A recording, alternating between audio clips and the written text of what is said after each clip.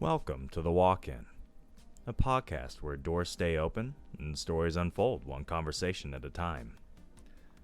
Hosted by Christopher Michael Sean, author, poet, actor, and lifelong student of people and purpose. Here, you're more than just a listener. You're part of the room, part of the story. In every episode, someone sits down, breathes deep, and shares what drives them, what keeps them moving, and what keeps them dreaming. This is a space for dreamers, doers, and those still finding their way. So pull up a chair, pour something warm, and let's take a walk into the soul. Hello, listeners. My name is Terrence Davis, and I'm a voice actor. How intriguing. That was beautiful. That was the best introduction I've ever heard. No, that was great. Yeah. So Terrence, you're first of all, like I said, before we recorded, I really love your voice, man. It's like I appreciate it. yeah, the detective noir stuff. Like I don't know if you've ever seen like what was it, Spider-Man Far From Home? I think no. Into the Spider-Verse, I think it was with Into Miles the Spider-Verse, yeah. with Spider-Man Noir. I just imagine like you belong in that. Nicolas Cage, yeah. Yeah, you belong in that universe, man. Where he's like, he came in one early morning. He sat in the chair and kicked his legs on my desk. Then I looked at him, blowing smoke from my cigarette towards the window as cars outside rustled and the lights blinded me. I looked over to him and called him a dumbass. I don't know, just some shit. I'm not very good at that kind of stuff, but you're amazing at it. Um, so yeah, welcome into the pod. Super chill session today. I know we got a lot of moving parts. You and I. We're talking about a lot of different projects and stuff like that. And you are a busy bee as well. Um, you were talking about how you used to have. You said two different podcasts I previously. did, yeah. So, if you don't mind going me on a rant with this, so my very first podcast was actually for a trading card game. It was Final Fantasy trading card game. It was called Indie Archfiends. It was me, my boy Eric, and we would just talk about the state of the game. We would talk about, what's the meta, what's not. We would reach out to the community because it was a very, very small community. So we were integrated in the community. I think the best thing that came out of that, I actually got to interview the creator of the game at Gen Con, which was phenomenal. I came in on a press pass, and then I got to speak with Kageyama-san, and I did a whole interview with him. That was probably like my greatest feat on that episode. That, and we just had our hand on the pulse. Like, I did a lot of traveling. I'd go to a lot of conventions and whatnot. And it was just a wonderful time. The other podcast I was on is still going because, unfortunately, with Indie Archfiends, once COVID hit, the Final Fantasy trading card game community in Indianapolis uh, just kind of ceased to exist as COVID took out a lot of things. So I then started. Well, I didn't start it. I was a co-host on another podcast called Tragedy of Cinema. That one is still going. I was in the beginning. I want to say like 50 to 100 episodes. Um, it was me, my buddy Jimbo, and we would just talk about like background stuff in movies. It was a fun time. You said that one's still And going. So are you yeah, that still one's on still going. the? I'm not. No, scheduling our schedules didn't sync anymore because I was jumping between like a lot of different jobs, and it worked at first, and then because usually I worked night shift at the time, so as soon as I would get off of work, I'd go to Jimbo's place, we'd record, and I would have previously had watched the movie, taken my notes and whatnot, printed out what I Mm, need, and then we would we'd start the show in the morning, and then I'd go to sleep and then wake up and do it all again. But yeah, those were the two podcasts I was on. It was a fun time. mm, And and this is that. actually the second podcast that I've been invited into. I was on a D&D live play podcast. Um, I wish I could chat them out. It was so long ago.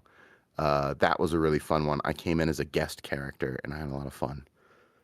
Well, I mean, hey, if you figure out the name or something, just let me know. I'll throw it in the description of the episode so people can take a look. Absolutely. Yeah, yeah, yeah. I hope you Uh, can't hear my AC too much because I know this is a sensitive mic and it's warm as hell out here. I cannot, but Okay, I perfect. can hopefully nobody can hear my mini fridge to the left of me. I redid my room recently and I put my mini fridge like under my desk and I thought it was gonna be a great Nice. idea until I heard it humming and I was like, Oh, yeah, no. that's that's gonna be good for mic quality, isn't it?" Um, but no, no, that's really cool. Like you've obviously like you've been in the podcast world for a little bit, and I'm in a few groups of podcasters. I'm an old man, so like I'm on Yeah, Facebook, Instagram, and obviously through TikTok. I'm in a few groups that they do podcasting regularly, and I think one of the hardest parts is scheduling with a co-host. And everybody absolutely. always tells me they're like, "You can't have a podcast and it just be you." I'm over here like, dude, I do everything. I'm the host, I'm the editor, I'm the scheduler, I'm the dude. I'm just the guy. I'm the social media guy. You feel me? Uh, yeah, I'm PR, I'm HR, I'm him, you know? I feel So, that, yeah. but it is nice to have someone else because you have someone to kinda chime off with, especially, like, one-on-one podcast episodes for a lot of people can be very difficult because they find it, stressful. They're like, "What do we talk about? How do we keep going?" Thankfully, I have ADHD, so I always have things to talk about. There's Oh, absolutely, yeah. It that's just roll one topic rolls into the next, rolls into the next. I know how it Oh, goes. yeah. I was listening to, me and my best friend, we were playing 7 Days to Die one time, and we did the Pookie Cast, which was 2 episodes in March, April, somewhere, and, Yeah. basically, I was listening to the episodes and just laughing my ass off. Like, how did we go? We went from talking about, jalapenos and tacos to, like, I don't know, like, just I don't even remember. We jumped topics so quickly. I think it was detective stuff. Funny enough, I think it was my book. We went from talking about tacos and jalapenos to my detective novel, which was just a weird transition, like how quickly we Yeah, dove yeah. into new stuff. But that's kind of like the superpower of the podcast vibe is if you can sit down with someone and create like a mutual connection with them, and you just vibe with them. Like I don't Absolutely. really Whenever I first started the podcast, I tried having a script. I tried having a plan and having questions to ask and all of that. And don't get me wrong, that works for a lot of people. But for me, Yeah. if I can listen to your work, if I can see, what you do and grow that connection, that way when we're on the podcast, I can say, dude, I love this guy. His voice is amazing. This guy's really good at what he does. And I love amping people up, but it's completely authentic. Like you can really Yeah, tell yeah. whenever I love so like there have been a few people on the podcast that if you go back and you listen and you're like, Chris wasn't like super into this, but he was I genuine. 100% know what you mean. There's when I was on Tragedy of Cinema, there was definitely a couple movies I watched, and especially because I just came off a night shift. There's some episodes you can just tell I am checked out. Yeah. Yeah, and it's like it does get kinda difficult. You can go back and listen to some of the episodes. I think Poetry in Peril is a good one. Guy was amazing. Dude was awesome. But I don't know. It felt like maybe I was checked out. Yeah, maybe I just wasn't fully Yeah, there. Maybe I needed to reschedule, but I don't know. There's a lot of trials. So like honestly, kudos to you for trying it. I think that especially with how crazy the world is right now, it's really nice. It really is nice to sit down and just try stuff, yeah, different absolutely. hobbies and different likes, different niches. I've gone into painting, I've gone into sculpting, photography. I have my violin. I play Oh, pool. very You know nice. what I mean? I do the podcast. I do Yeah, yeah. writing. I still try to do voice acting, open mic nights, all that. Actually, it's Well, you Thursday. said you had ADHD, so all that makes sense. All that makes sense. It adds up. Yeah, yeah, no, I got like a multitude of different hobbies, and it's just yeah. So obviously I voice act. I DM for TTRPGs. Hmm. Um, Fun fact and quick hot take: D&D is my least favorite. I'm more of a Pathfinder guy, but I'd rather dip into. There's so many different systems that do so many Mm. incredible things that I feel, especially with the direction like Wizards of the Coast and Hasbro in general are going. I just would rather play any other system. I No, actually I started with feel you. Pathfinder, so I have like there's no love lost for me in D&D. I didn't play D&D until 5 years after playing TTRPGs, and then I finally Mm. played D&D itself. But I came up with Pathfinder. I started with Pathfinder a little bit, and then I really like people really brought me into D&D, but I never really like got into it heavily until recently, and I actually DM'd a session. I created a whole campaign. It was called just Kyokai, and then a second campaign which was called Arathun. And I was like creating a world, like Kyokai was like the small islands, like kind of like Japan, and then Yeah, yeah, Arathun was like the China India area, kind of like bigger bulk continent. It was really cool. I had a lot of fun with DMing. It with DMing it sucks whenever like your party doesn't show up, or like, oh, they're all late, yeah, or they stopped being interested. Most of them were continuously interested, but a few of them were power hungry, and I would kinda, like, nip that in the bud, and then they'd get a little upsetty spaghetti. But, yeah. yeah. But I think it kind of fits though. Like if you are a voice actor or into acting or into anything theatrical in nature, of course, typically you're interested in things of the role play variety, So I started with Exactly, exactly. Pathfinder, and then I went into like Red M and 5M, which is like, modded versions of GTA and Red Dead Redemption, where you Okay, play yeah, as yeah, like a cop, or you play as like a judge or whatever. So I was like a deputy for one of my characters. I was like a mob boss, like, "Hey, how the fuck you doing? You disrespect," like that kind of yeah, yeah, cliche, yeah, bad stereotype there. But yeah, and it was a great time. We had a very fun time with that, and then my friends transitioned me into D&D.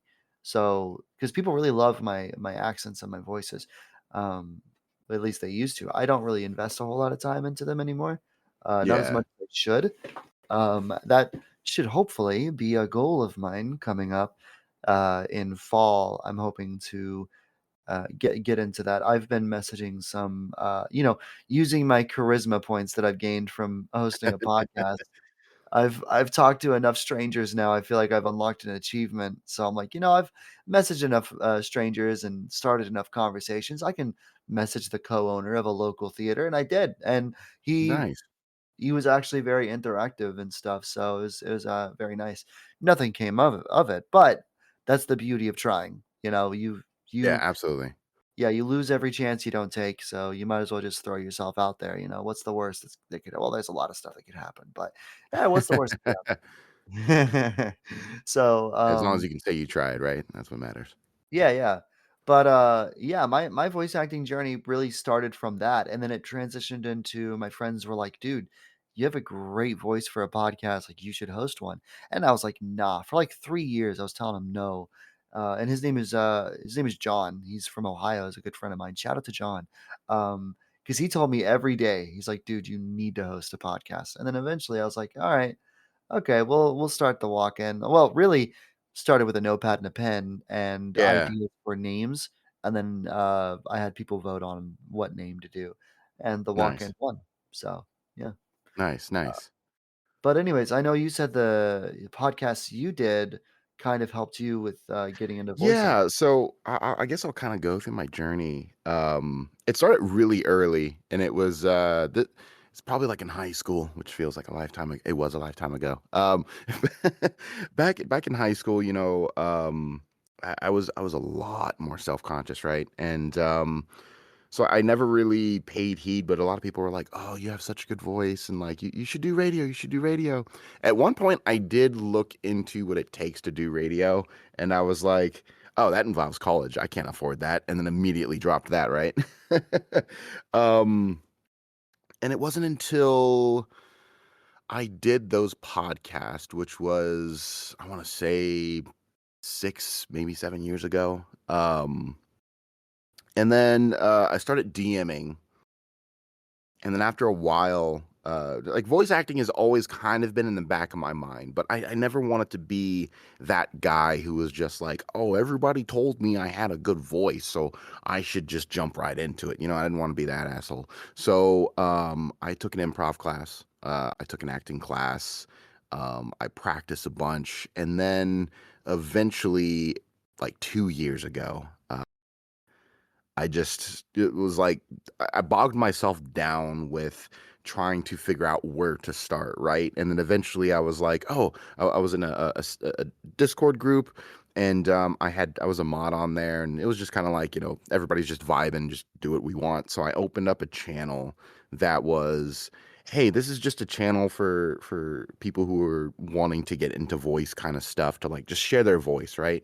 I use that as an outlet to record auditions and then just post it there. I wouldn't actually post the audition. And eventually my friends were like, dude, just post the audition. And I was like, okay. And that was on like Casting Call Club. And then I just start posting it on there.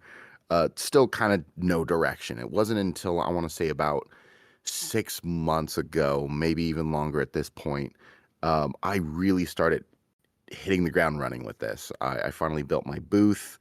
I got a better mic because I was using a Blue Yeti and I was heavily editing my audio to make it sound professional. But now, I got the good mic now. I built my booth. I've talked to many coaches at this point. Um, so like, shout out to Mike Payne, shout out to Astoria Red, shout out to Phoenix. Um, I've talked to all of them. They've all helped me coach, get me to where I am. And at this point, uh, I've been small parts in a handful of audiobooks. No named characters. Like the joke right now is the only thing I can consistently land is guard characters because I keep like, oh, I'm playing guard number 6. Oh, I'm playing guard number 3. Um, I've also voiced a handful of NPCs in games that aren't out yet.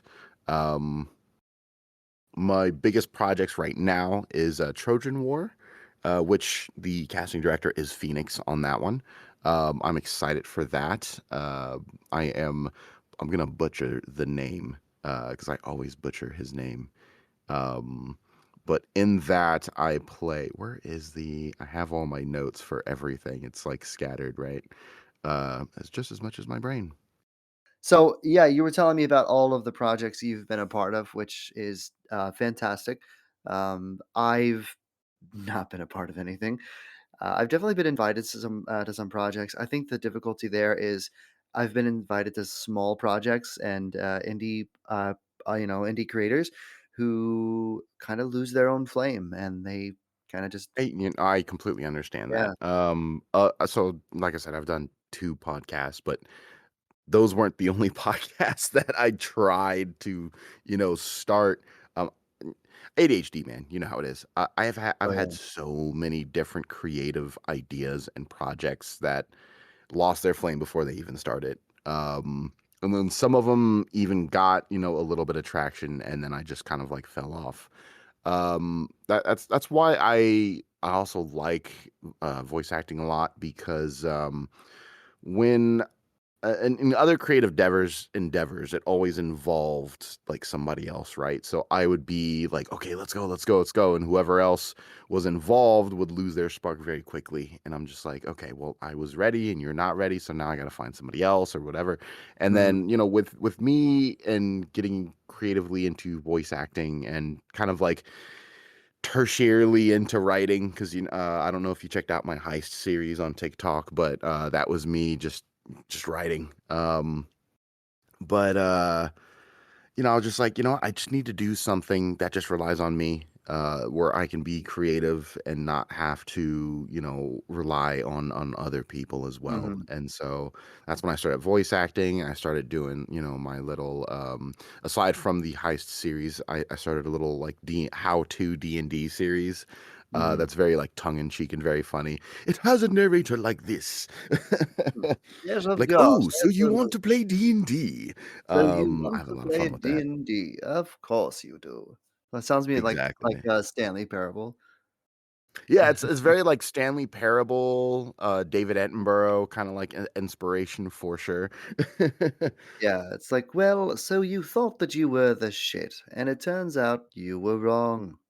Yeah, it's very very Very tongue like in cheek. that. Very like that. Yeah, I think It's that like, so you'll schedule with your players, and then all of them will have suddenly other things to do, and then you'll have to reschedule, and then reschedule, and then reschedule again. turns out the fun of D&D wasn't the friends you made along the way, it was rescheduling every fucking day. It was your skills in an Excel spreadsheet. That's pretty much, yeah. There was so whenever I first started, okay, so I went to college and I got my acting and modeling degree, just an associate's, and then I got contracted through an agency, Model and Talent Management, which I'm still technically contracted through, and then I went through a private teaching group, coaching group that helped me along. I had to pay out of pocket for that, unfortunately, but helped me learn a lot about acting, and it was all for film. And I'm Yeah, not a big fan of film, especially with AI and everything the way that that's going. yeah, absolutely. Um, and seeing how some actors are just put into a green screen room and just told, "All right, do your best," and it kind of sucks. Yeah. You know, Well, I uh, think, interestingly enough, I think like video games, I think we're kind of going into a I don't want to say renaissance, but there's definitely yeah, no, more it does. interest in I was indie thinking movies. Renaissance too. Yeah, yeah. So like much like video games where like indie games were only, it was very niche for the longest time, but then a lot of people were like, this is where the good games are. Like it's like don't get me wrong, like, there's a couple good triple A's, right? But like a lot of the good stuff is in indie games. Or even like double A studios, not even triple A. Because I mean, you look at like Expedition 33, right? Boulder's Gate. No, neither of those are triple A studios, and it's the same thing with movies too. There is a lot of interest in indie movies and people who are still creating movies for originality, for passion, Mm. instead of just hey, what sequel can we churn out that makes money, right? Yeah, no, Or and that's the what thing. what what same story can we tell that has been told 1,000 times at this Mhm, point? Not that, once again, not to say that there aren't good movies. It's just there is a lot of movies you're like, you watch it, you can enjoy it, that's fine, it's entertaining, right? But at the end of the day, you can tell that it's lost its passion, and especially like on the acting side of things, you're right, everything wants to be like super flashy and use mm, green screens. I'm a huge fan of well, practical effects. I love practical effects, which is why I love a lot of like old sci-fi and stuff like that. Um, it just I love that kind of stuff. And then like the talented makeup artist and costuming and everything. I love that stuff. Sure, it can come off corny sometimes, but I'd take that over flashiness. Um, but I like that indie stuff and some of that low quality stuff. It's fun sometimes. no, yeah, I agree. I think that, and I do think it's kind of an indie renaissance. That's kind of why I'm cool with being kind of in the middle of it. The podcast is very much so, hey, let me find as many indie creators as possible and just bring them together, talk about their dreams and their passions. Because honestly, I do think in a world that's covered in AI and extra bullshit of, oh, the same thing, but a different color, but a different this, but a different that. Yeah, exactly, exactly. It's nice to have something indie where you're like, "Oh, I didn't expect that." And a great example is, Iron Lung from Markiplier. Mark is one I of, still need to like, watch that. I will not spoil a damn thing. Excuse me. I loved the movie. I went in and I watched it with a friend, and she was like, "Dude, what the fuck? This is dumb." And then by the end of it, she was like, "Oh my fucking god, that was amazing." And it fit her vibe because she loves horror movies, but it was Yeah, still yeah. like she was genuinely surprised that she enjoyed it. And I'm like, look, you guys have to realize that some of the best movies have come from a fucking garage and two dudes. You know what I mean? Yeah, Like, absolutely. what was that one? Was it Chainsaw Massacre? What was the one where it was just the one guy? It was just a couple of people like in a small room. I can't remember what it was called Oh, so for the life of me. trying to think of what you're there's a couple ones where it's interesting because it's like here's just a simple setup and the whole movie's there. Like Phone Booth was one, right? Um Another one that was I'm trying to think of the one you're talking about. 12 Angry Men. It's an older movie. That one was all done in one room. Yeah, change or what's it called? No, no, hold on. Saw. Was it Saw? It's Yeah, I just think Saw. you're right. Yeah, yeah. The I very think you're first right. Saw. It was just one Yeah. room. And that's the thing is, I'm not a big fan of horror movies if I'm honest. But it was that, or it might have been Paranormal Activity, or it might have been something like that. But I think it was Saw. But there's a lot of creators out there, and there's another great example of indie creators who, something really small came out to be a lot, and it's part of this, this renaissance of indie, and it's a clash. And I was talking about this a little bit on one of my previous episodes. It's becoming AI versus indie, and that's what it is. You have AI, Yeah. which is on the forefront of a lot of innovation for these big companies, and they're pushing AI actors, AI voices, AI this, and then all of this fake bullshit that's being fed to us, and people are getting sick of it. They want authenticity, and that's where Yeah, the other it's side comes ridiculous. in. Yeah, and the other It's side is this indie. Sorry, go ahead, go ahead. yeah, no, no.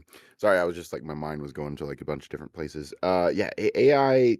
There's a place for everything, and a AI in creative space is not it. Especially with so many talented people on all sides of things. I know so many talented artists, and as a big TTRPG enjoyer, anytime I'm on the rare occasion I get to be a player in a game, I get my character commissioned. You know what I mean?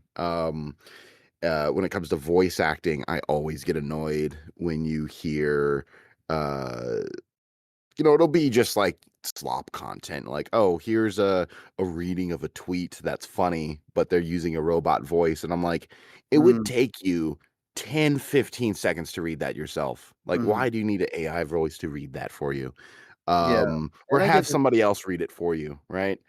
Mhm. Uh, it's the same thing in the animation space. There's so many talented animators, and so many that that really just want to get their work out there, and people just use AI, and I'm like, get out there, network, talk with people, get with other creative people, create things that way. And you don't even have to be a creative yourself. There are people who are just good at delegating. And then all you got to do is, like I said, network, find the right people, start a project, start a Discord, get people interested, and then just get things going, right?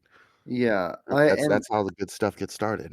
That's exactly right, and I like the networking and stuff, and that's why I think that we're in that kind of war area between AI and indie, because indie is the other side. It's that, oh, I don't even sleep. I stay up all night and I work on projects and I work on this and I work on that, and it's really nice to see, and I'm really happy to see it. And it's really cool to be in a space that I'm in, where I get to be like super close to a lot of creators and see like their sides of things. Yeah. I can insult my own, podcast real quick. I can insult myself, for 2 seconds. We do have our emblem was created by an AI. I will say that. I've called it out before, I'll call it out again, and I will also call out that I'm begging anybody to let me pay them to make an emblem for me. I would love that, I would love that. I do think that it's a cheap shot. For me at the time, and this is not a viable excuse, but I will Yeah, tell you the yeah, story behind it, was I didn't want anything to be in my way, and I wanted to push for my goal of having the podcast up and running. And that's the kind of the excuse I gave myself at the time. yeah, Um because I didn't wanna just never start a project because I didn't have all the pieces together, and I think yeah, some of the best projects, they have messy pieces, and we do. You listen to a lot of our earlier episodes, they're messy, you know? You look at our emblem, it's AI, that's messy, and I like it. I like the authenticity of the mess. People can see it, and I call it out. I'm not gonna come on here and be like, "Oh, no, I made that myself." No, I didn't. I had an AI do that. You know, it's yeah, awful. yeah. It is. It Like is I said, there's awful. there's And I there's hope that other people don't do that, because I think people should put in the extra effort, you know? I will say what's funny is when I was on Tragedy of Cinema, right? We were trying to figure out what our icon would be, and then so we just slapped something together in Photoshop, and it looked so terrible. And then eventually we did get an artist, and we got like cartoon versions of ourselves. And it was very cool.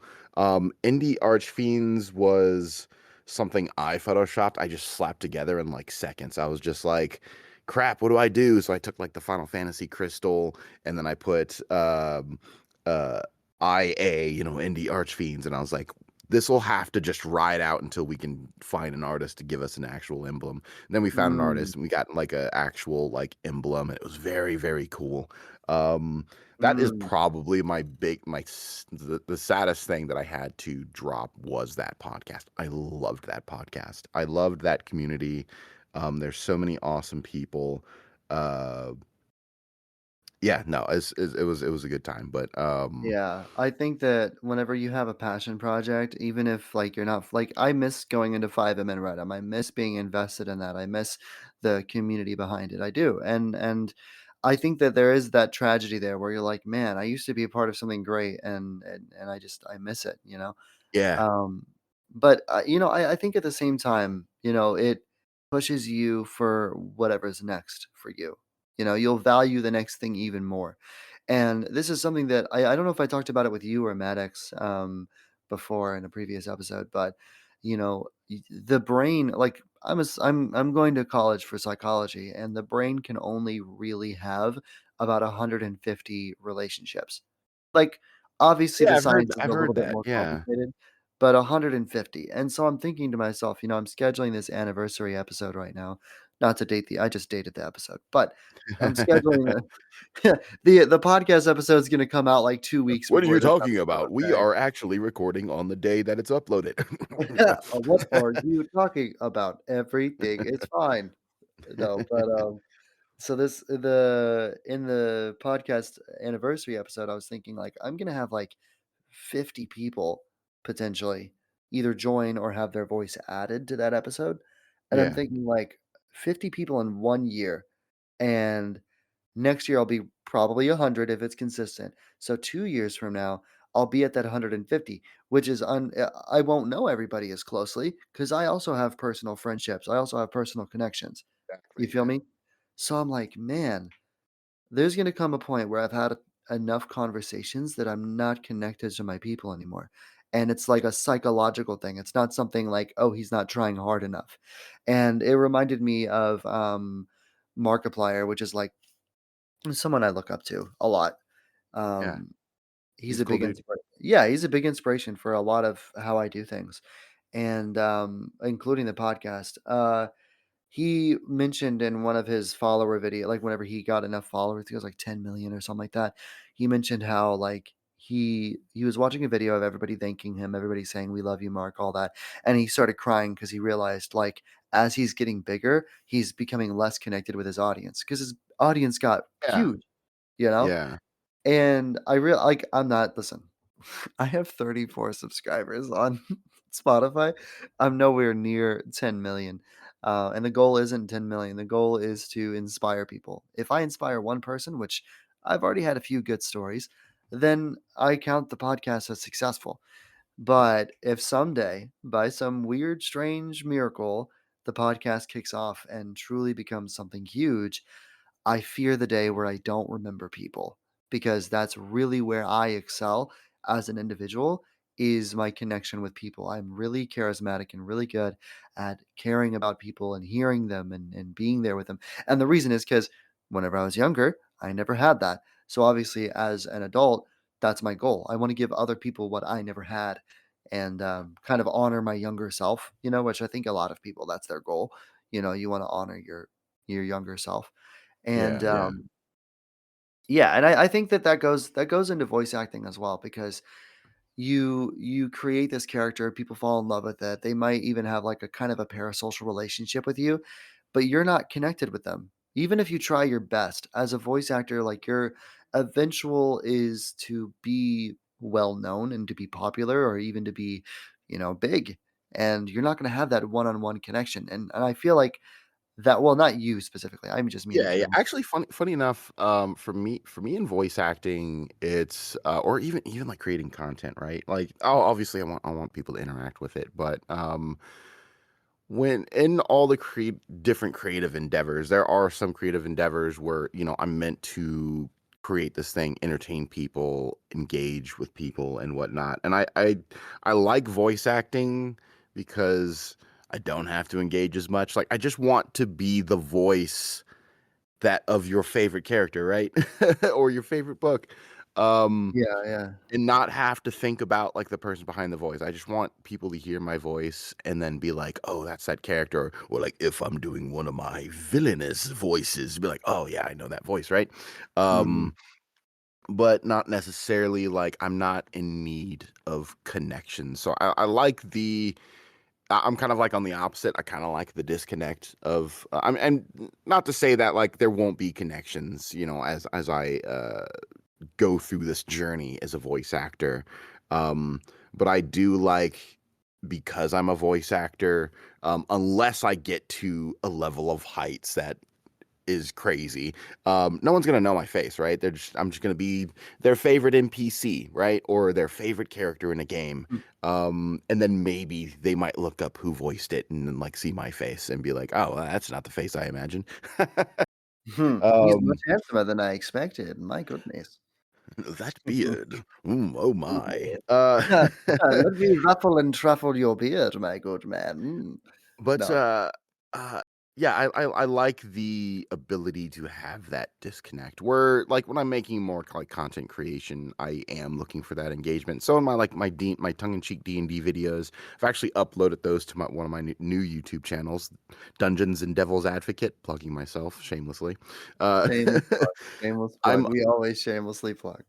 so it's got the 2 episodes on there, but that is something that I want people to engage in because TTRPGs is huge for me. It's one of my biggest like cornerstones of my life, right?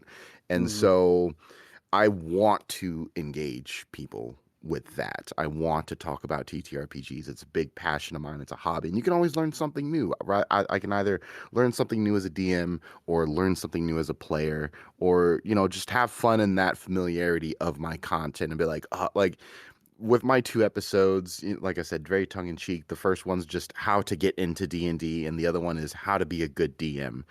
Mm. And a lot of the comments are just like, "This is so accurate. I know exactly what you're talking about." I'd be like, "Oh, the struggle's real." Um, Particularly like at the end of how to play D&D, I explain how to find a group of friends and then how scheduling is going to kill most groups. And at the very end, when I'm like, and then just when you think you're going to start your first session, everybody calls out, and then you have to play a board game with who remains instead, or something like that. Um, That's too accurate. No, that's too accurate. That's crazy. and Oh, so that's what I want to engage in. But when it comes to voice acting, right? I personally like the disconnect. I'm both an introvert and an extrovert.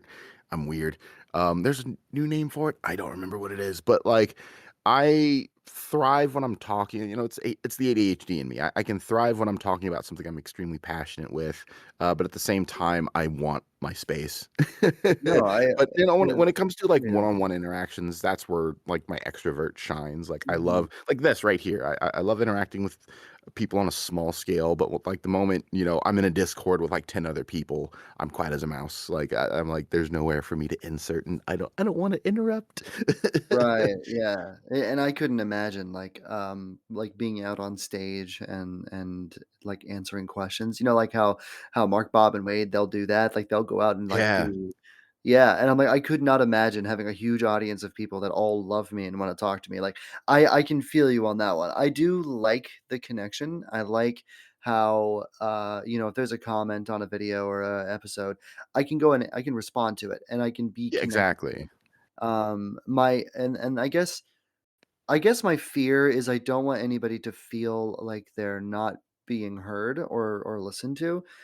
Yeah, But for you, because voice acting is your big thing, you're not so worried about that because you're not for me, I'm putting myself out there inspiring people. So if I'm not connected, then I'm lacking in doing what I'm trying to do. absolutely. Yeah, yeah. But And that's the same thing with streaming. Like we were talking about Markiplier. I understand that, especially as someone who watches streams like casually sometimes. I'm not big on watching streams. I mostly watch them because my friends stream.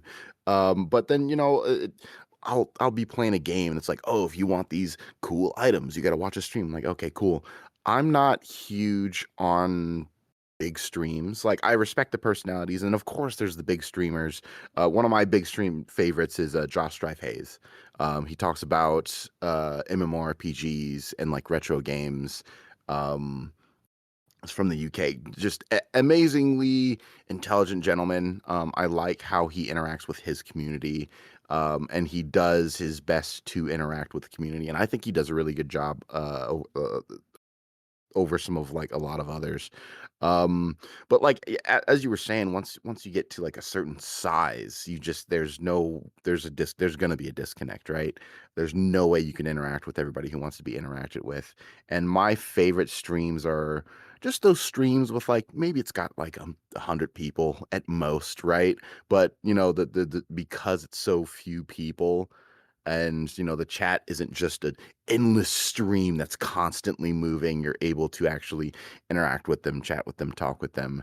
Unlike a Mhm, big thing, anything you type is probably just going to get absolutely buried, and it's a mhm. Russian roulette of like maybe this cool streamer will read my comment. um but Mhm. yeah, no, I understand what you mean. Like after you get to a certain size, I think where you have it an advantage of that is because I mean, obviously, there's like the comment engagement, but because I think your engagement shines in the people you bring in on your podcast, right? And then we get moments like this where you just get to hang out and talk with cool people, and you're always going to have that connection, right? And I think that's pretty cool. I think that's Yeah. awesome. Yeah, I think that I'll always be able to, like, bring people in, talk to them and their passions, but I just don't wanna leave anybody behind. Like, Yeah, Goldner and Maddox and some of the people that were in earlier episodes, like Larimore and Maggie, and I'm just thinking, like, as I continue the podcast, I want everyone to feel involved, but what happens when I have over 1,000 episodes, 1,000 previous guests? You know what I mean? Like, it yeah. would be I would try my best, and I would absolutely make it work, and I feel like I could make it work, but I fear the day when I forget about someone. When someone messages me like, "Hey, bro, haven't talked to you in a year," and I'm like, "Oh god, I'm so sorry." Because I'm sorry, I would just play it off, be like, "Oh man, I was gonna reach out to you soon." dude, I was typing a message as you I sent it was to literally me. typing a message as you speak. As you're speaking. Like, dude, I was dialing your number right there, like, that's crazy. Like, "No, sorry, man. Actually, my phone teleported to Hawaii for, like, a year. Sorry about that." Crazy as shit. Uh, anyways, but, yeah, no, I think that, different genres of the, entertainment world, the indie entertainment world is, very interesting, and a part of me does kinda hope to stay small. I would like to make a little bit of money off the podcast.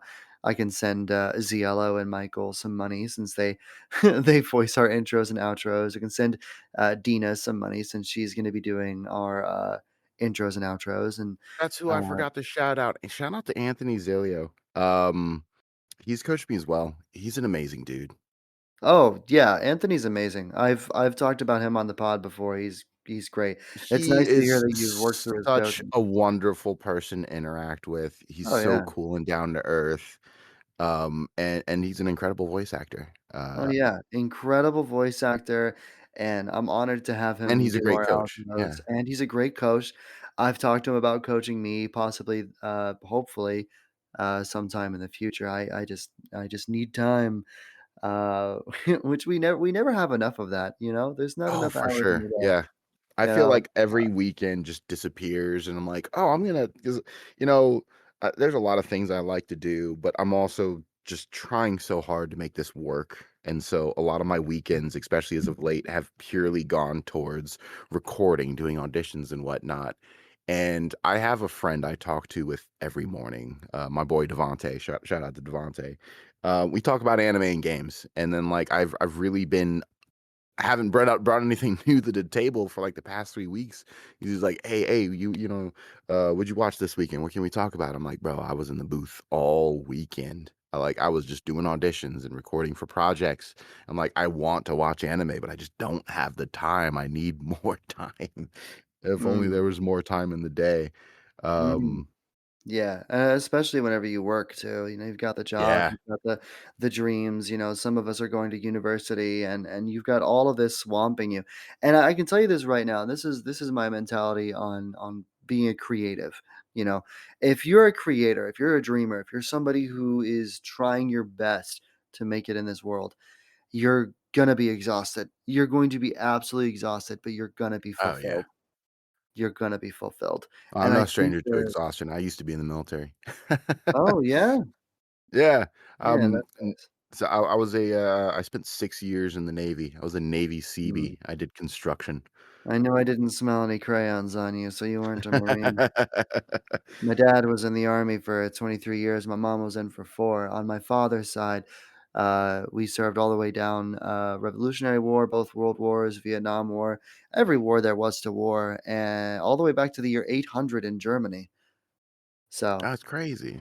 yeah, I kinda broke that. I went from, military family to podcast host. So, Hell sorry, yeah. dad. There you No, go. I'm just kidding. Yeah, No, my dad was cool with it. I My did dad 6 years. My pops did 20. oh, My man. grandfather was in, I'm not sure how long. Funny enough, there's been, like, just, like, logistical interesting things that would happen that has really prevented anybody but me from going into, like, a combat zone. I didn't get lucky. I spent 8 months in Afghanistan. That was a time. Mm. Yeah. Um, Yeah, my dad was in Afghanistan for a little bit, and he was in Egypt and I think Iraq. yeah, There's a that lot of tracks, fucking that places. tracks. A lot of fucking places, dude. Let me tell you, there's a lot of man, I could sit here and talk to you about the needlessness of all this bullshit that Oh, but we yeah. won't get political. That's a different podcast. That's a different podcast. That's the walk out podcast where we walk We're out. here to We're here to walk talk about the in. fun, entertaining stuff.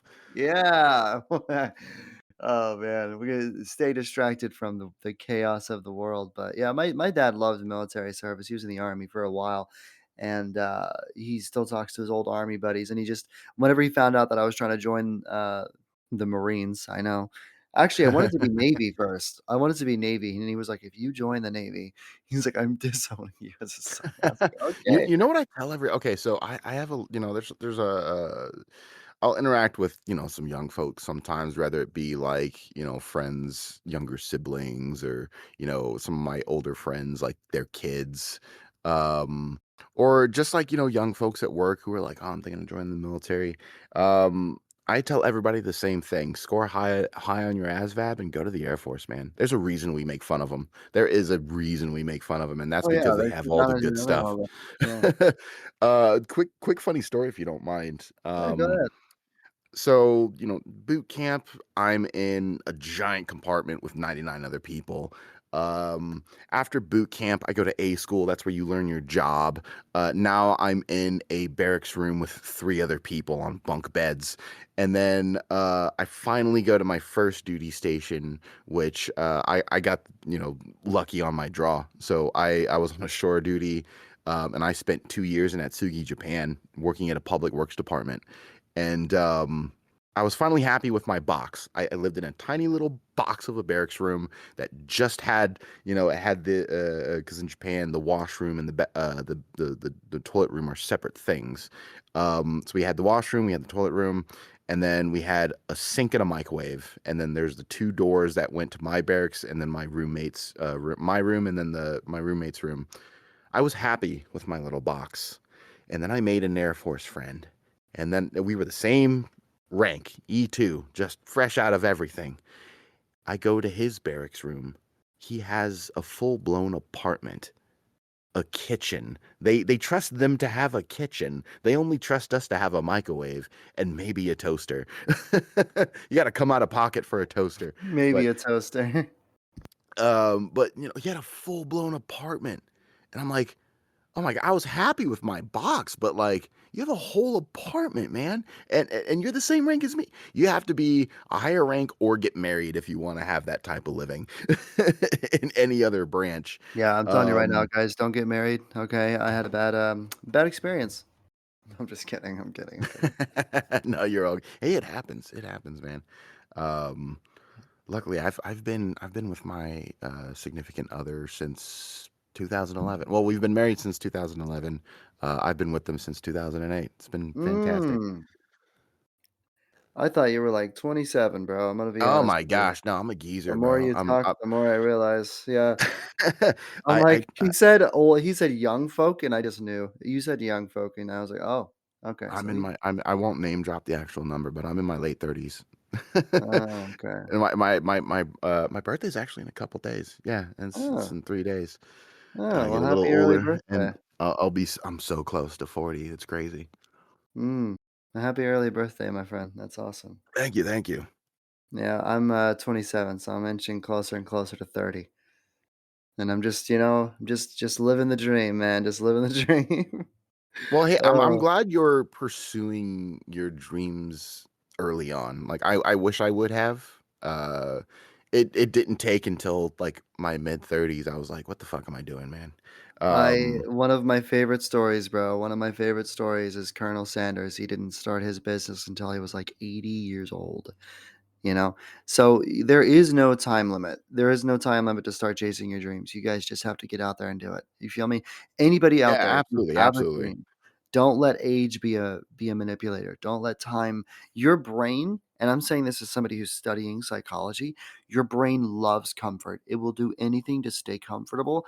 But here's the fun fact about that: if you jump out of comfort, your brain will do everything to get comfortable again. So if you want to chase a dream, you force your brain to do that every fucking day. You want a good body, you force yourself to get up every day and work out. You're going to fucking hate it until your brain makes you love it. You feel me? You have to Here's use your brain to your advantage. here's a couple actors that I like know off the top of my head because they're my inspiration. And you know, like this is more on the acting side, but this could be like acting, voice acting, or just entertainment in general, right? Samuel L. Jackson didn't get recognized until he was 42, and that was in Jungle Fever and Pulp Fiction, right? Um, Viola Davis, amazing actress. She didn't get attention until 43. And then you have Alan Rickman, Die Hard. He was 42 when he was finally put on, like recognized. Um, Danny Trejo, 40s. Uh, and that there's plenty of others. I think even Morgan Freeman didn't really get super recognized until he was in like his late 40s. The biggest lie anybody in the world will ever tell you is that you have to have it figured out before you take the first step. I'm telling you right now, my first step was leaving Oklahoma. And that's the well, I wouldn't even say that's the first step for me, but that was a big step for me. That was me stepping out of my comfort zone completely. I had Yeah, nothing. I had $1,000 in a bag of clothes. I slept in my car for 3 months. I had nothing. But I'm telling you right now, it was that period of life where I'm using the gym to shower, where I'm sleeping in the parking lot of my job every day, that transition right there forced my brain to create comfort, to go, okay, I don't like this. We're going to do something about it. And ever yeah, since then, bro, I've been unstoppable because my mentality now is if I can do that, I can do anything. So the biggest lie the world will ever tell you is that you have to be set up before you do anything. That's not true. 100%. That's not true. You don't have to have it figured out. You don't have to look like a fucking supermodel. You don't have to have the best voice. You don't have to have the best words. You don't have to have the best, strokes on a paintbrush. You don't have to have any of that. And it goes back to something that a friend of mine, Larimore, said. Alongside just going out there and doing it, you don't have to do it every single day. Something Larimore said. It was like my second or third episode. He said, "You don't have to be an artist you don't have to be a painter every single day to be an artist." And Yeah, that's the truth of it. facts. If Even on the you voice acting side, is like a little inspiration. I know some people are like, oh, so many times I'll be talking with somebody and they're like, I want to voice act, but like I don't have a good voice. And I'm like, it's not about having a good voice. There are people with good voices who are struggling breaking into it because, well, first of all, one big thing that a lot of people say is just X out the voice part of voice acting. You are an actor. You just happen to be on a mic instead of the screen, but you are in essence an actor. I am an actor. I just happen to voice act, right? But it's not about having a good voice, especially if you're a guy.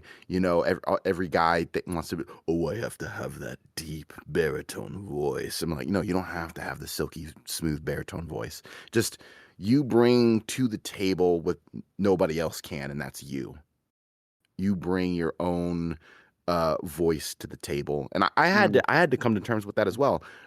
In a lot of auditions, I always like put on a little accent, or I'll make my voice deeper. And there is a time and place for those, but I started getting more comfortable just doing auditions with my normal voice, and mhm. just what I'm bringing to the table is unique. My voice, my own voice, is unique.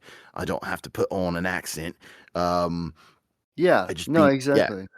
and so when it comes to voice acting, it's not about having a good voice. It's just about being you and then bringing your own uniqueness to the table. And when someone doesn't cast you, that doesn't necessarily mean you're bad. That just means that's not the voice they're looking for that particular character. So you just Yeah. have to find the character, at least early on when you're just doing auditions. Like once you get into like an agency, or you start networking, and then you got people who have you in mind, they can be like, as they're creating a character, be like, oh, you know what, I remember working with that person. They were super awesome, and I think they would be really cool for this voice, and they'll reach out. Mhm. And I know this is like a cliche thing. Everybody says you need 100 no's to reach one yes, but there is a lot that goes into it, and it can feel really stressful. So I would honestly ignore that. I would say, listen, you should chase as many no's as possible, not for the goal of a yes, but because you can learn so much from a million no's. I've learned so much from a million no's, you know? And I think like you said, networking. I think that if you are trying to chase something, don't look at the peak. Don't look at the top of the mountain. We're all climbing a mountain. I've used this analogy before. We're all climbing a mountain, and we look around, we see others climbing their mountains. If we judge ourselves based on where someone else is, we're losing traction, right? But if we look around to people that are on the same level as us, like I'm going to say, hey, I'm new to podcasting. Even if I am super confident with my podcast, I'm going to go talk to people who are the same level as me, because we're all climbing towards something, and I can learn something from these other people that are the same level as me. And I should have some coaches. I should have some people that have big podcasts, have been, in the world for a little while. And there's just so much to learn. And it does kind of derive from something I was told as a kid, like respect your elders, because there's so much you can learn from the older generations that you, Absolutely. yeah. I mean, even you, like, I can learn a lot from you. You're not like old, but I can learn a lot from you just off of this conversation I'm alone. older than time Yeah, itself. yes, I remember the dinosaurs. Yeah, there was this one dinosaur. His name was George. He was a bitch. But no, there's so much to learn out there, and there's so many connections, and you definitely, guys, want to open up to the possibilities. If you're a voice actor and you meet up with an author and you're like, oh well, that's not the same genre as me. No, no, no, no, no. Make that connection. Make that connection. Why not? Somebody the other day, they said, there's I should make a podcast episode about the people that have said no to coming onto the podcast. There's not like a whole lot, but there is a good number. Yeah, yeah, One of them said, well, I just don't feel like my work fits your podcast. And I'm like, look, I would be a terrible host if I said your dream doesn't fit my podcast, because my whole thing is dreams. That means if I had, like, I think he was a dentist. I think his dream yeah. was dentistry. And he was like, well, it doesn't make sense to come onto your podcast and talk about dentistry. You have so many creative people on there. I'm like, listen, if we go on the podcast and talk about my molar for 15 minutes, I'm down. If that is something you You love, are an artist, good sir. You sculpt teeth.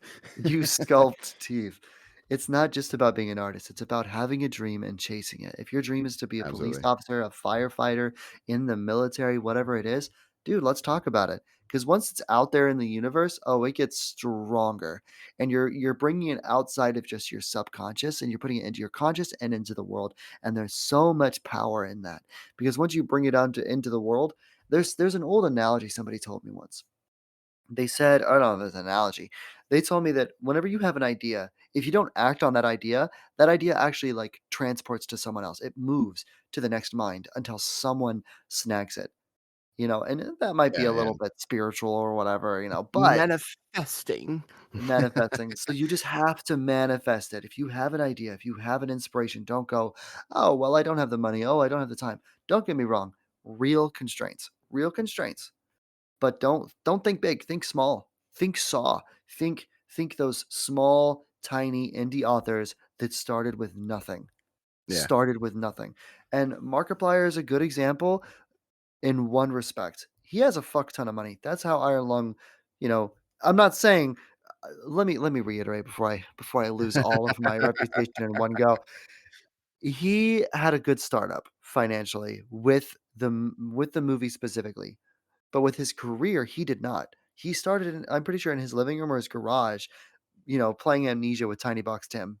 I Yeah. remember those days.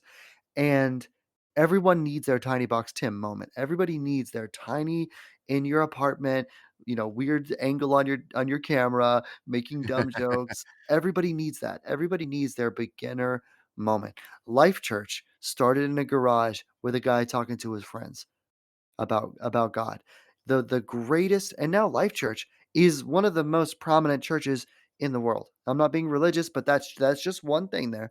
And he started the Bible app, all this other stuff, and everything great can start from something that wasn't so great to start out with. You know what I mean? And maybe I'm too big of an advocate for underdog stories. Maybe I look at I someone love a good and underdog story. I love a good, and I want everyone to be the underdog.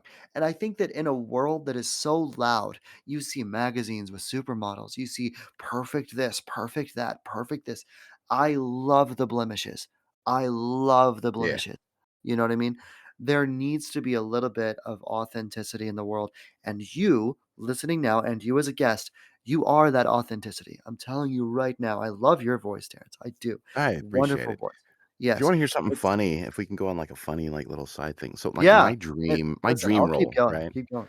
My dream role, I have 2. Like, one of them, it's a shared dream of so many other people. I would love to play a good villain, right? Um, it doesn't have to be anything in particular. I just wanna be the antagonist. I think that's really fun. Um My second dream is, and this one's just a funny one, but it's something I want. I just wanna be the NPC with a quotable line, even if it's just amongst its, like, game community. So, like, there's obviously, "Oh, I used to be an adventurer like you, but then I took an arrow to the knee." Um, or, like, the classic, like, you're sneaking up on a guard and then, like, you alert 'em, "Hey, what was that?" "Oh, Hmm. must have been the wind." It must have Um, been the wind. but here's my favorite NPC line of all time. So there's 2, and they're very niche. They're incredibly niche, but, like, if you're in the community, you know. So one of them, it's a game called Dragon's Dogma. Mhm. And, in Dragon's Dogma, if you talk to the blacksmith, he goes, "That masterwork's all, you can't go wrong." Everybody in the Dragon's Dogma community quotes that in any video you watch that's associated with Dragon's Dogma. You're gonna see that line. And then Mm. my favorite of all time NPC line, it's the original Baldur's Gate 2 on the PC. That was a CRPG game. In the very beginning of the game, you go to the inn and you talk to the innkeep, and he says this golden nugget of a line. My hotel's as clean as an elven arse. And I'm like, it's That's so pretty funny. good. That's my favorite line of all time. And it's funny because no one it's CRPGs were more of a niche back then, and everybody's played Baldur's Gate 3, and I'm like, I was in the trenches with Baldur's Gate 1 and 2. I was reading books while playing games because there's a lot of text and there was no voice acting. But There was no yeah, voice acting in 1 and no, 2? there's no, like, I mean, you would talk, they would have that, like, one line, right? Like I said, you would talk to the innkeep, and he would go, "My hotel's as clean as an elven arse," and then, you'd click somewhere, and then, like, they'd have, like, command lines like, "Okay, right," like, think of, like Warcraft, the old Warcraft games. Mm. Dude, I "Oh, was just more about to say, work." More work. All done. My Job's lord. done. Yes, me lord. For the king. Work, work, work. Work, Uh, work, y- work. What do you want? so it was like that, but obviously they had like it's a D&D game, which I didn't know back then, which is funny. But Baldur's Gate 3, it's telling a story. So like you'll click on them, they'll say like their little cheeky line, but you're reading dialogue, my guy. Like you were reading a book while playing the game. But Mm, yeah, to get back on track, that's my dream, is just to play the NPC with the one quotable line that like the community's like, yeah, no, we that's the line we say just because it's funny, or just because for some reason that like you have to talk to this person so much you constantly hear that line, like the blacksmith in Dragon's Dogma. There's nothing funny about it, right? It's just their master works all, you can't go wrong, but you talk to him constantly because you got to upgrade your gear, you're buying new gear, you got to sell your stuff, and you're gonna talk to this guy throughout the entire game, and that just mhm. sticks with you, and I wanna be that NPC. I uh, I think for me, I have two goals with my voice acting. First of all, I would love to be in a film by Markiplier, directed by Markiplier. Obviously, love the guy. The second thing, I would love to be. My thing is gesturing. Like I have a character that I play in D&D named Nigel Nicklebottom. So, hello there, Yeah, my friend. Pleasure to meet you. My name is Nigel Nicklebottom, connoisseur of the finest Queen's bathwater on this side of the Mississippi. How are fantastic. you, darling? I would love to voice, like, you played Baldur's Gate 3. Of course. What's that one guy? The one guy who steals your eye. He, like, plucks it out. Oh, yeah, yeah, yeah, the bard. The bard. I That's forgot my his name, kind of but the bard, yeah. yeah. You're a what? No, that's preposterous. You can't be in a lithid, can you? No, unless Yeah, that's fantastic. That's he's like, fantastic. ta-ta. Like I don't know. I love. I don't know who voiced that character. I have to look it up someday. But God, beautiful. Yeah, Because those now, side anytime that I characters are so fun, and those are memorable do. too, you know? He's my favorite character. Out of anybody, he's my favorite character. And then so yeah, I think my goal, I would love to voice a jester or like a jestery bardy character. Yeah, yeah. Um It's like that and very, like, cheeky, like, side character that comes in and yeah, out. yeah, I would love that. Um anyways, so I know we're wrapping up on time here. We're actually a little bit over time. I know we said 10:30. I think it's 11:10 It is almost. 11:10, yeah. Almost. So I don't want to take too much more of your time here, but so we talked about a lot today between voice acting, niches, a lot of the struggle of fighting, expectation of others and peers and expectation of yourself a lot, which is I think that can be the biggest struggle, like what you expect from yourself, like oh I need to be prepared before 100%. you chase a dream, and I'm my own like worst critic. you're your own worst critic, and I really loved the conversation. I think we're gonna have a lot of fun. We're definitely gonna have some more episodes in the future. And but just before we sign off, is there anything you would want to say to anybody out there, whether it's someone who's just starting in the genre, somebody who's trying to chase their dreams but hasn't taken that first step, or even just somebody in the voice acting world? Anything you want to say? In the wise words of someone we all know and love, I am Groot. No, Yes, um, cinema, absolute cinema, right there. but, Jesus. no, it's like just do it, you know? Shia LaBeouf meme. Just do it. That's what I did. Like, you don't have to have all the fancy equipment and everything. When I started all this, I had a Blue Yeti in a dream. That is it. I didn't have a booth. I had zero soundproofing. I just downloaded the free Audacity. I had a Blue Yeti that I got on sale and got for my birthday, and that was it. And even if you're not landing anything, it's like you were saying, every no is an experience, especially ones where you're talking with people, communicating with people. And big shout out to all of my friends, because I pester them all the time. I send them my auditions. I'm like, hey, tell me what you think of this, please. Give me validation.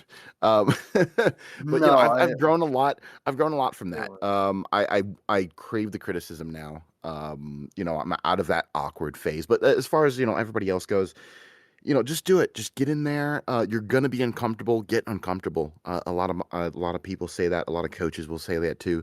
Get comfortable with being uncomfortable. Make faces, move your hands while you're in the booth. Act. This is acting. Just get in there and start doing it, because you can't get better without practice. And even if you can't afford those things, like, I know money's tight. Money's tight for me as well. I see a coach maybe once a month, and I really try, like, to set aside for coaching. But practice, practice, practice, practice, and do everything you can. So then when you finally can set that money aside and then talk to a coach, you take everything in and add that to your toolbox, and then just practice even more. I'm always practicing. I'm always auditioning. When I'm on the road delivering, I'm doing funny voices and just, practicing there. That's what you got. That's what you got to do. You just got to get in there, and it's a lot of willpower too. It's not for the faint of heart, but you just got to be persistent and keep going, and just, even when just don't let yourself convince yourself to stop. I had a little brief period where it was like 6 months that I just didn't do anything, because I'm like, oh, my sinuses are acting up. I'm like, it was always an excuse, right? And then I'm like, I got to stop making excuses. It doesn't matter now. I can be sick.